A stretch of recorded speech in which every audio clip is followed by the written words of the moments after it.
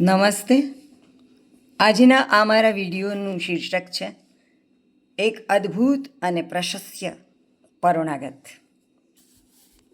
અને મેં એને અર્પણ કર્યું છે TGES સ્કૂલ રાજકોટને, the galaxy educational system school રાજકોટના મેન્ટર અને 27 વર્ષથી કાર્ય કરી રહેલા સિનિયર શ્રી રીનાબેન દુતિયા મહિનાથી મને રાજકોટ તેમની બધી જ સ્કૂલોના, એમની જે સંસ્થા છે ને એમાં ઘણી બધી સ્કૂલો છે, તો એ બધી જ સ્કૂલના ધોરણ 1 થી 10ના ગુજરાતી શિક્ષકોને ગુજરાતી વ્યાકરણ, બાલવાર્તા કથન, બાલગીતોની રજૂઆતની આદર્શ રીતિ શીખવવા માટે મને બોલાવતા હતા.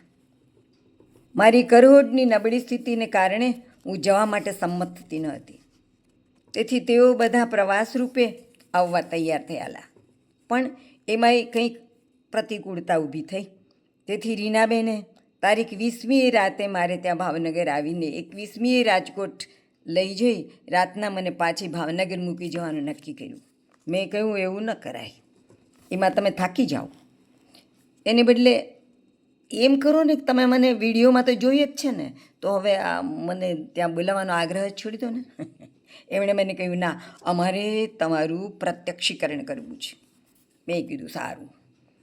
તો હું તારીખ 21મીએ મને સાચવનાર એક બેનને લઈને મોટરમાં સવારના 5 વાગે રવાના થઈશ ભાવનગરથી, અને 9:30 વાગે રાજકોટ પહોંચી જઈશ, અને સાંજના 4-1 વાગે રાજકોટથી ભાવનગર પરત જવા નીકળીશ. તેઓ ખુશ થઈ ગયા. વારે વારે તેમની રાહ જોઉં છું, તમારી રાહ જોઉં છું, 21મી તારીખની રાહ જોઈએ છીએ, એવા સમાચાર વોટ્સએપ ઉપર પોસ્ટ કર્યા કરતા હતા. બધા શિક્ષકો મારો વિડીયો જોતા હોય તેવી પોસ્ટ મોકલ્યા કરતા હતા. અમે બધા રક્ષામય થઈ ગયા છીએ એવું કહેતા હતા. મેં આટલા અધીર શિક્ષકો આ પહેલાં જોયા ન હતા. આટલા સમય સુધીની વાતચીત દરમિયાન એમણે જાણી લીધું કે તારીખ 21/2/26મીએ તો મારો 81મો જન્મદિવસ છે. હવે જાણો કે તેઓએ મારી કેવી પરોણાગત કરી, એ જાણો. જેમણે મારી પાસેથી એ જાણ્યું તેમણે તેના આયોજકોની પ્રશંસા કરીને તેમને અભિનંદન મારા દ્વારા મોકલ્યા. મોટરમાંથી ઉતરીને તેમની સંસ્થાના પગથિયાં ચડી ત્યારથી મારો વિડીયો ઉતરતો હતો. મારી બાજુએ અને મારી સામેની બાજુએ શિક્ષકો ખોબામાં પુષ્પો લઈને કતાર બાંધી ઊભા હતા. મેં પૂછ્યું, આનું શું કરવાના છો? તો કહે, તમને વધાવવાના છીએ. મેં કહ્યું, ના બાપ ના, એવું ના કરશો, ભગવાનને વધાવાય, હું તો સામાન્ય માણસ. વળી આ પુષ્પો ઉપર મારો પગ પડે તે બરોબર નહીં. પુષ્પો તો ભગવાનનું દર્પણ કહેવાય, એવી દિવ્ય કોમળ વસ્તુને પગથી કચડાય નહીં. તો હવે આ ખોબાના પુષ્પોનું અમે શું કરીએ? મેં કહ્યું, આ બાજુએ અને સામેની બાજુએ આપણે જ્યાં જવું છે ત્યાં સુધી ફૂલોની લાઈન કરી નાખો, આ બાજુથી અને સામેની બાજુથી. હું એ લાઈનોની વચ્ચે ચાલીને તમારા પ્રેમનું સન્માન કરીશ. એ 2 લાઈનોને અંતે એક રૂમમાં એક ટેબલ શણગારેલું હતું. તેની ઉપર એક કેક હતી. શેની કેક ખબર છે? રીનાબેન દુતિયા અને નૈનાબેન બાવીસી આવીને કહ્યું, આ કેક નથી હો બેન, આ લાપસી છે. અમે હમણાં જ હાથે બનાવીને આ લાપસીની કેક તૈયાર કરી. લાપસીને કેકના આકારમાં ગોઠવી છે. ઓહ, લાપસીની કેક! જબરું આયોજન! હું તો વારી ગઈ એ આયોજન ઉપર. ત્યાં એક દીવી હતી જે મારી પાસે પ્રગટાવરાવી. દરમિયાન બધા શિક્ષકોએ તાળી પાડતા પાડતા ખુશખુશાલપણે જન્મદિવસ નિમિત્તનું કોઈ ગુજરાતી ગીત ગાયા કર્યું. મીરાબેન પંડ્યાએ મને તેમણે અને વિશાલ સરે બનાવેલું પ્લાસ્ટિકનું સુંદર મારું પોર્ટ્રેટ મને ભેટ આપ્યું. જુઓ રહ્યું, આમાં લાઇટ થાય છે. જો તમને કરી બતાવું, એમાં લાઇટ થાય છે. થઈ ને? હા, તો આવું એમણે મને ભેટ આપ્યું, અને એનાથી હું હજી તો પૂરેપૂરી ખુશ થઈને મૂંગી ન થઈ જાઉં. ત્યાં તો રીનાબેને આવીને મારા ખભા ઉપર એક શાલ ગોઠવી. એ શાલ વજનદાર હતી, એટલે મને એવું સમજાણું કે આ શાલ નથી, પણ ભૂરી કોચમપલ્લી બોર્ડરવાળી ખાદીની સફેદ સાડી લાગે છે. મેં કહ્યું, મેં તમને ના નહોતી પાડી? કે હું કશું લઈશ નહીં, સરસ્વતી કાંઈ વેચાય નહીં પણ વહેંચાય, તેથી આ પાછી લઈ લો. રીનાબેન બોલ્યા, હજુ તમે ક્યાં ભણાવ્યું છે અમને? તમે ભણાવ્યું ન હોય ત્યાં સુધી અમે ક્યાંથી તમને એનું વળતર આપીએ? અને તમે ના પાડી છે, તમે તમને નહીં આપીએ, એટલે તમે હજુ ભણાવવાનું શરૂ કર્યું નથી. હજુ તો અમે આ તમારો જન્મદિવસ ઉજવી રહ્યા છીએ. એ તો અમારે જેવી રીતે ઉજવવો હોય એવી રીતે ઉજવીએ, તમારાથી કાંઈ ન બોલાય. આ તો અમારું ફંક્શન છે. અમારે તમને તમારા જન્મદિવસ નિમિત્તે સાડી ભેટ આપી છે, તો તમારે લેવી જ રહી. મને તો મૂંગી કરી દીધી. હવે મારે એ ભેટને વખાણવી જોઈએ. એટલે મેં કહ્યું કે આ સાડી સુંદર છે, પણ હું પહેરું છું તેવી જ સાડી તમે કેવી રીતે લાવી શક્યા? જો આ સાડી જે સાડીની ઉપર મેં આ શીર્ષક વિડીયોનું ગોઠવું છે ને, એ આ સાડી એ લોકો લઈ આવ્યા હતા. મેં પૂછ્યું કે આવી જ સાડી તમે કેવી રીતે લાવી શક્યા? તો એમણે કહ્યું, જે કહ્યું ને એ સાંભળીને હું તો છક થઈ ગઈ. કહે કે તમે ભણાવતા હો એવા વિડીયો લઈ જઈને અમે દુકાનદારને દેખાડીને કહ્યું કે આવી સાડી આપો. વાહ, પ્રેમ કરવાનું તો કોઈ આ લોકો પાસેથી શીખે. એમના એક એક આયોજનથી મને શેર લોહી ચડતું હતું જાણે. હું તો એના પ્રેમ પાસે હારી ગઈ. સૌ મને પાય લગન કરીને અમે તમારી જેવા હોશિયાર અને તમારી જેટલી સ્વસ્થ ઉંમરવાળા થઈએ એવા આશીર્વાદ આપો એમ કહેતા હતા. સ્ટેજ ઉપર ભણાવવા માટે ચડી ત્યારે ભીત ઉપર જે પડદો એમણે ટાંગ્યો હતો એની ઉપર રંગબેરંગી પતંગિયા ગૂંથીને લગાડેલા હતા. વચમાં ગુજરાતી ભાષા વિશેના સુવાક્યો, જય જય ગરવી ગુજરાત વગેરે વગેરે લખેલું હતું. આ પ્રેમના સ્વર્ગમાં મેં ભણાવવાનું શરૂ કરતાં પહેલાં સૌને હાથ જોડ્યા.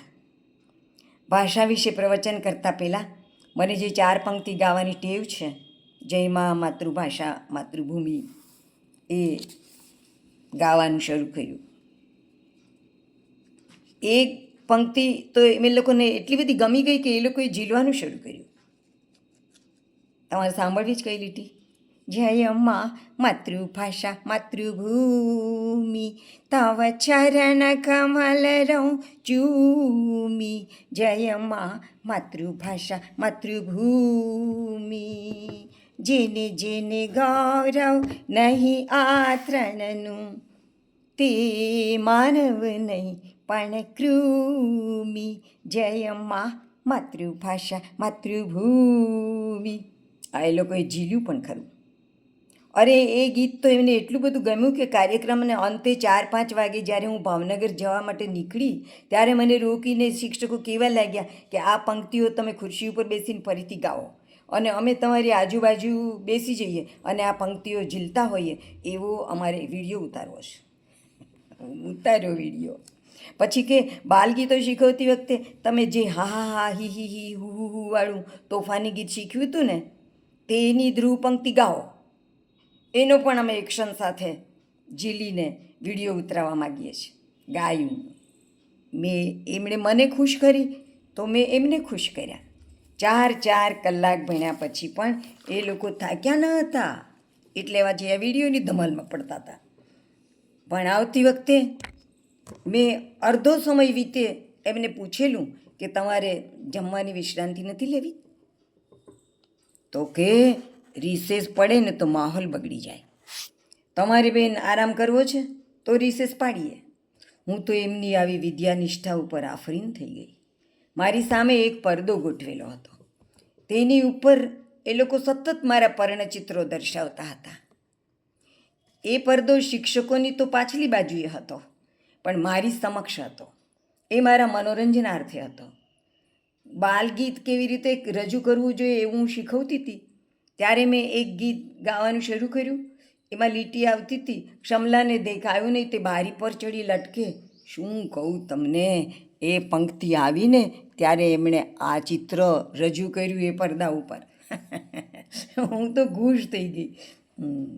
તો આવા તો કેટલાય પર્ણચિત્રો એમણે રજૂ કર્યા હતા. મહેમાનોને કેમ રાજી કરવા એ કોઈ આમની પાસેથી શીખે. પોતાની સંસ્થાની લાઇબ્રેરી માટે તેમણે મારા વ્યાકરણ પુસ્તકો અને બાલવાર્તા બાલગીતોના પુસ્તકોના 2 સેટ મંગાવેલા.